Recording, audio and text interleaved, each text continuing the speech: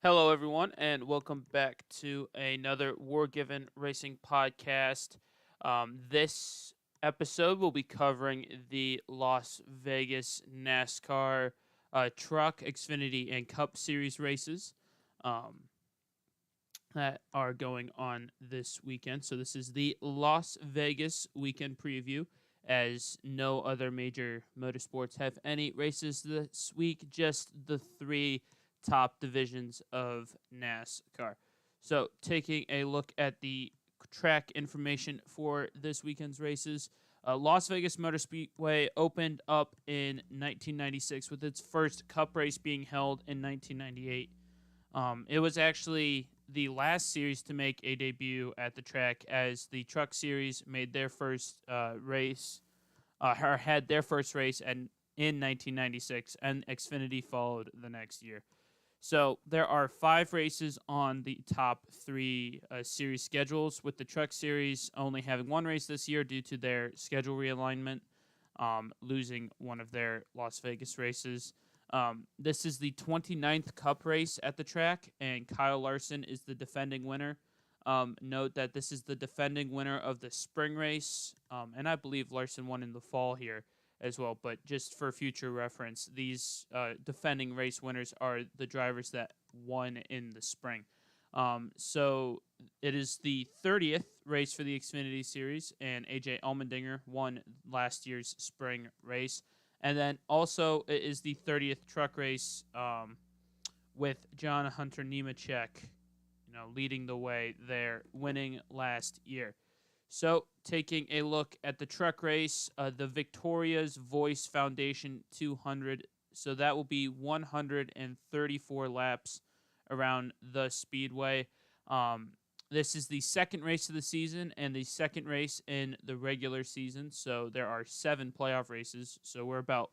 We are 1/8 of the way through the regular season for the truck series. There are 37 trucks on the entry list for today, which is down from the Daytona race, which I believe had 42. Not a surprise, considering that Daytona pays out the most for the truck series, and most of the part-time teams show up for that race, but not this race. Notable entries or new entries into this race is that Todd Bodine is running a second truck for the Halmar Friesen Racing Team, and will be running a few other races in order to reach 600 NASCAR starts. So this is the first time that the new qualifying and practice format will be used for the truck series, and that is simply just 20 minutes of practice followed by single truck qualifying, one lap around the 1.5-mile track in order to determine who's on pole. The race is tonight at 9 p.m. Eastern Standard on Fox Sports 1, and then practice and qualifying is at 4:30 Eastern Standard, also on FS1. So just talking about, who are the favorites here, John Hunter Nemechek is your defending race winner. Kyle Busch is entered in his first of his 5 races that he's allowed to run in the truck series, and he won, I think, 3 races last year with 2 runner-ups, something crazy like that. And now that he's allowed to qualify, which last year would have seen him start in the back because of the algorithm they were using, this year he's starting closer to the front. He probably will be on pole. I'm going to put him on pole. And I think that, I've kind of made myself like a bet internally that I won't pick a bushwhacker to win. So I'll go Joe Hunter Nemechek. I'll be boring. Or John. Ooh, John Hunter Nemechek. And I'll take him to repeat winning here in Vegas in the spring. Other notable names, I think Grant and Finger's going to run well. Ryan Preece, who won his truck debut last year in Nashville, is going to run strong. I think Haley Deegan's going to have a good run today, and probably finish, top 15, improving on the fact that this is now her 3rd time at this track. And I think that will be good. I think Kaz Grala will do well in his part-time gig with Young's Motorsports. Um, and then just more consistency from the other main drivers. Christian X, I believe won the fall race here, so he'll probably run good as well as Ben Rhodes. I mean, Thor Sport in general will run well, um, as they normally do. Zane Smith. I mean, the truck series is so loaded, like all the other like all of NASCAR series this year, that you really can't predict what everyone's going to do. But again, it's going to be a pretty competitive race. I'd probably say that there's going to be about 7 cautions in this race. 2 for stages and then 5 others. Probably going to overtime. Um, but yeah, I think Nemechek's gonna win, and I think Busch is gonna be on the pole. So moving on into just a quick overview on the point standings. So there are 10 drivers that make the playoffs for the Truck Series. So I have the top 20 in points here separated. Top 10, those in the playoffs, and then the bottom. Um, how I'll be doing this is if there's a driver that's ineligible for the playoffs due to not running all the races or he declared points for a different series, I will include him in the top 10, but then I'll just like add another driver. So say, for example, Parker Kligerman, Jesse Little, Danny Bone, they all are part-time drivers for the respective teams, so they won't be eligible for the truck playoffs. So I would move, Austin Wayne Self, Stuart Friesen, Carson Hocevar up 11, 12, 13th in points, but they'd be in the playoffs because Kligerman, Little, and Bone would have a or a PI, playoff ineligible, next to their names. Why I still have them up here is just because they are this high in the point standings, and why that hasn't been changed with the PI and everything is because they haven't run the second race yet. So going into the next racing recap, you'll see the change there. But anywho, locked into the playoffs is Zane Smith with that win. So he's now just focusing on earning as much playoff points as possible and staying in the top 20 in points, which in a front row truck, probably the best Ford in the field, not that difficult. So I don't imagine him having trouble at all. So if we move on to the Xfinity Series, the Alsco Uniforms 300, I believe this is like the first of like 5 races that Alsco sponsors.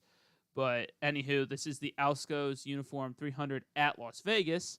And just taking a look at the race preview, it is the 3rd race of the season, the 3rd race of 26 in the regular season. There are 42 cars entered for 38 spots. The one new addition to the qualifying list is the number 13 of the Motorsports Business Management. As you can see here, they haven't announced a driver yet, but they're running in this race. Ream Brothers enters Will Rogers again after failing to qualify last week. Brendan Poole's back with Mike Harmon Racing after failing to qualify last week. So, yeah, everybody else is the same. Maybe a few driver swaps. Ryan Truex is now in the 18 after Trevor Bayne was in that ride last week. David Starr is back in the 08 with Joe Graff returning to his normal 07 car. CJ McLaughlin is now in the 28 with Kyle Sieg switching to the 38. And Ryan Ellis is in the 44, taking over for Tommy Joe Martins in Alpha Prime's first car, and then Kaz Grell is back in the 45. So the same practice and qualifying format as last week in Fontana, so that 20 minutes followed by the single-car qualifying run. And their race is Saturday at 3:30 EST with practice and qualifying the day before on Friday night at 6:30 EST, and all of it is on FS1. So this week we don't see any of the Bushwhackers entered into this series. This race, AJ Allmendinger's the defending winner. So he'll be up front. Josh Berry, who won in the fall here, I feel like will be up front. Same with Justin Allgaier, Sam Mayer, Sheldon Creed. I mean, your normal candidates. Just see, I've stayed away from Ty Gibbs because he had all that hype last season. Winning and running well in most of the races he ran in last year, but he's kind of had a little bit of a rough start to the season so far. Like his teammate Brandon Jones. Oh, dude. You know what? I'm actually gonna go Brandon Jones. I think Jones will bounce back from having a disappointing first 2 weeks, in which I don't even think he's in the top 20 in points, and if he is, he's closer to 20 than he is to the playoffs. So I think Brandon Jones is going to come out and surprise a few people this week. He was running well last week. I mean, he just got involved in a few incidents, and fortunately, when he hit the sand barrels, he didn't get hurt. The car took that impact. So I think actually Brandon Jones is going to, win the race this weekend in a bit of a surprise. I think AJ Allmendinger is going to take another pole, but I'm going to go Jones in the Joe Gibbs car to win this week. And it's just taking a look at the points. Yeah, Brandon Jones is in 17th. Again, closer to 20th than he is to 12th. And again, the top 12 are how many drivers make it in the playoffs. Right now, we only have one, which is Austin Hill. As Hill won Daytona, and then Cole Custer won last week, and he's ineligible because he's a Cup driver. So that is who's locked in the playoffs. No real surprises in the point standings. I mean, Riley Herbst and Ryan Sieg getting 4 and 5. I mean, through 2 races, obviously that's pretty good, but just that's the consistency. They haven't really been involved in wrecks. I expect them to, maybe filter down closer to 10th. Shout out to Brandon Brown in 10th place in his car with all the drama they went through. JJ Yelly in 15th is kind of a surprise for the business motorsport or the motorsport MBM. I'm just gonna say MBM. But again, that's mainly keeping the car clean. But hey, that at Daytona that is impressive, and at last week's race that's also impressive considering how much of it was run under caution. So that concludes the Xfinity Series race for this weekend. Now moving on to the Cup race, the Pennzoil 400. I love the name. It's definitely the best name of the weekend. Sorry to the other two series. I love the Pennzoil name. I like the logo. It just works. So again, this is the third race of the season, third of 26 in the regular season, and third of 36 overall. There are actually 37 cars this week. Woohoo! We got an open car back. So obviously the 36 charter teams, plus the open car of Greg Biffle in the 44 for NY Racing Team, makes their second start of the season after making the Daytona 500. So because of last week's issues with the car in practice and a lot of red flag time and a lot of just damage, NASCAR has changed their procedure to have 35 minutes of practice, but it's everybody practicing instead of 2 groups of 20 or 15. And then they're going to split into those 2 groups, which has single car qualifying to determine the top 5 in each group, and then they run another lap to determine pole. So that top 10 shootout for pole. And just a quick shout out, all these screenshots come from Bob Pockrass's Twitter page. Bob Pockrass has done a fantastic job. He's the guy I go to if I'm looking for something NASCAR related on Twitter. He releases the entry list. He releases the purse info, news stories, race updates. I really love Bob Pockrass's reporting, and I just wanted to make sure to give him the credit he deserves with this, with what he posts on Twitter. So link to his Twitter is in the description. I would recommend, if you're unable to watch NASCAR races all the time or follow on the radio, at least follow him on Twitter, because he provides updates throughout the race, and he does a very good job at it. But moving on from that, the race is Sunday at 3:30 Eastern on Fox. So that is the network channel, not FS1, which is cable. But practice and qualifying are Saturday at 1:30 p.m. On Fox Sports 1.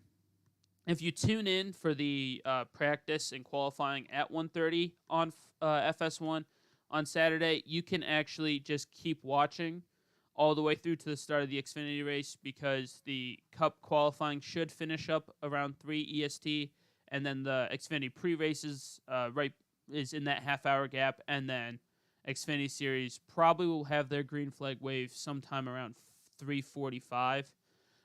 But if you just want to watch continuous, it makes it nice and easy.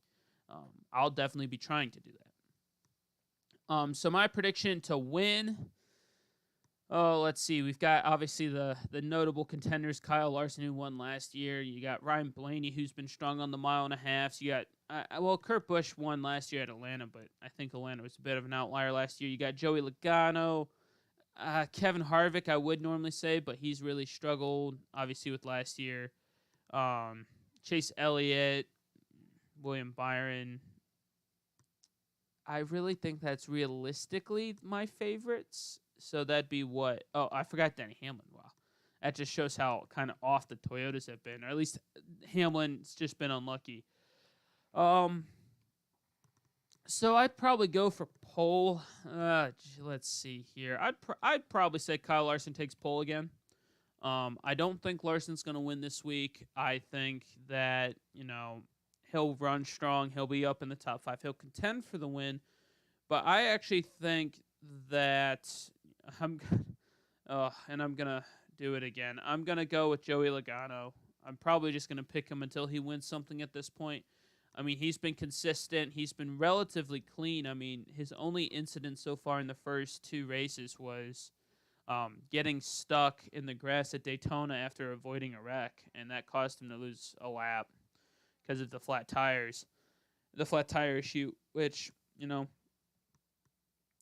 if it befalls him today or this weekend, that kind of sucks. But I'm going to go Joey Logano winning with Kyle Larson on pole. I think Chase Elliott, Denny Hamlin, Ryan Blaney will be in the top 10. But, again, with this new car, this is the real test. This is our first mile and a half. Auto Club is a 2-mile super intermediate track, but it's so bumpy and so worn down that you can't really judge the racing there, which I thought was fantastic. But, again, you can't judge that here at Las Vegas, which is a more traditional circuit for the Cup Series. So I think that, it will be a good race. I think it will be better than last year's race, just alone having the higher horsepower. I think we'll still see a few of the tire issues, which, it sucks that NASCAR didn't address this problem if they knew about it, which they did.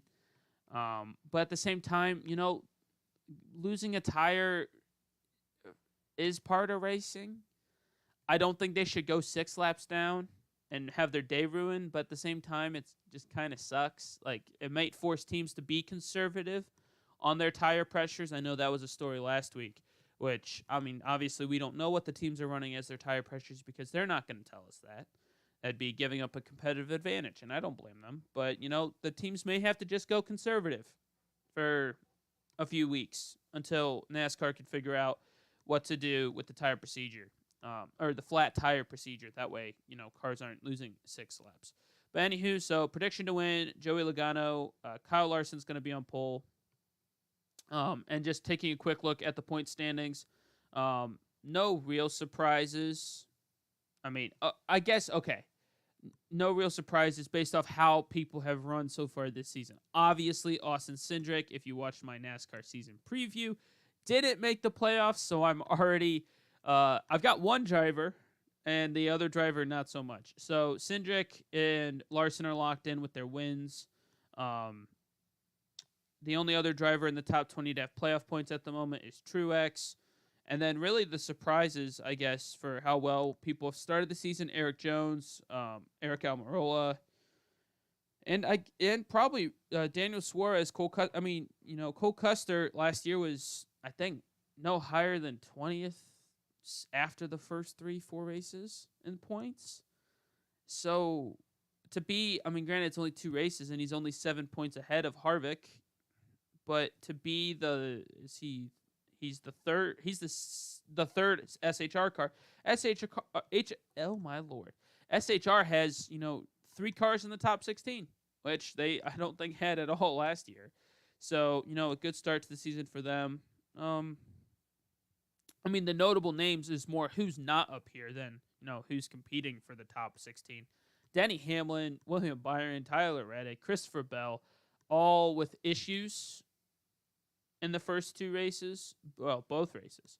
I mean, I think I heard last night or on Wednesday from the NASCAR Weekly podcast that Jacques Villeneuve, who only ran the Daytona 500, has more points than like Ross Chastain or possibly Christopher Bell, which is insane. But I digress. It sucks for those drivers because really, I mean, Bell, no, Bell didn't really. It wasn't his fault either race. Hamlin, no, had just overheating issues. Um, Ross Chastain was unlucky to retire from Daytona, and then was run pretty well last week. But yeah, it's just kind of nuts that those big names are now probably going to have to win because finishing in the 30s is what 5 points, and unless you pick up stage points, which Bell I don't think did, and I don't think Hamlin did. If he did, it was maybe 1 or 2 points. They're already 40 points back, and Denny Hamlin's going to be able to make that up. But Christopher Bell, who knows? So that's the big surprise. Anywho, I'm going to stop rambling now. That's just the point standings going into this week at Las Vegas. And then just taking a look at some general news in other motorsports who aren't racing this weekend.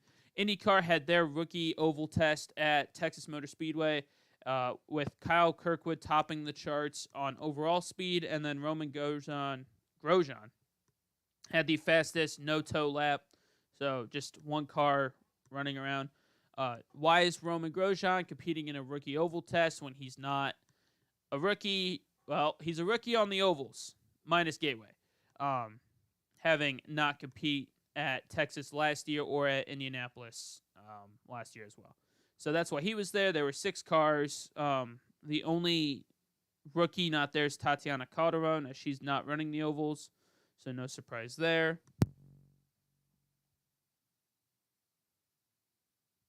In other news relating to some of the ongoing global situation, the FIA has announced that no driver can compete under a Russian or Belarusian flag, but they can compete under neutral FIA and a neutral FIA flag.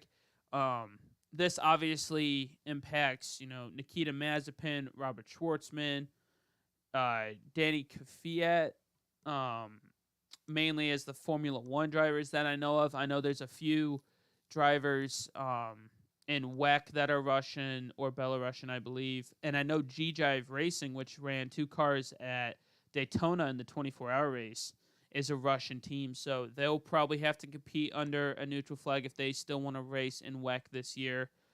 And, that's just with the ongoing stuff. I'm not going to comment on that. I'm just going to report that this is the decision the FAA has made. And, that's how the drivers can race, but not under their own flag. But then even more strict, the British Motorsport authorities have declared that no Russian team or driver can compete in the UK unless they change their country of origin on their nationality license. So that essentially means that, let's use Nikita Mazepin for an example. He's got a license from the Russian Motorsport Authority. I don't know their name, but that's where he gets his license from. And while he can still compete in F1 under that license, but running a neutral FIA flag, meaning that, on his car there can't be a Russian flag. If he made the podium, there wouldn't be a Russian anthem or a Russian flag up there. He can't have any Russian flag merchandise or, gear. That goes to another level with the British Motorsport. Now he would have to change, what country his license is from. And obviously, I don't know that much about Nikita Mazepin other than what he's done in F1 and F2. So I don't know where he could get another license from. Maybe like a Russian ally, Kazakhstan, like somewhere there. Maybe, I'm not sure. But that means he most likely will not be able to race in Silverstone for the British Grand Prix. And then the third, Formula One base news is that they announced the contract with the Russian Grand Prix promoter has been terminated. So while the Russian Grand Prix this year had previously been canceled, still allowing the future races that was supposed to start at Agora Drive next year near St. Petersburg, with the termination of that contract, those will no longer go forward. So now we've got a definitive gap on the schedule for the next 2 years. I'm hoping for Germany to make a return, but it's most likely going to be Turkey. I'm fine with Turkey. I enjoy the Turkish Grand Prix. I like the track. I do think Germany should be on it, but that's not the point of this news slide. And then the final major news that has come out over the past week, 2 weeks, is Peugeot has announced that it is delaying its Le Mans hypercar debut until after the 24 hours of Le Mans in order to make sure that their shakedown is complete, and then how the World Endurance Championship rules work is once you finish that shakedown, your chassis is homologated, for balance of power, balance of performance, changes. You're stuck with that chassis for 5 years, or I believe is it 2025? I think it's 2025. It might be 5 years or 2025. I'm not entirely sure on some of the endurance racing regulations, but anywho, that's what they've decided to do. And then, so it's most likely that they will make their debut at the fourth race, which is in Monza, with their two cars for this season. So that wraps up today's weekend preview for the Las Vegas NASCAR races and some other general news in motorsports. So that is, that's it for today's episode of the Wargiven Racing Podcast.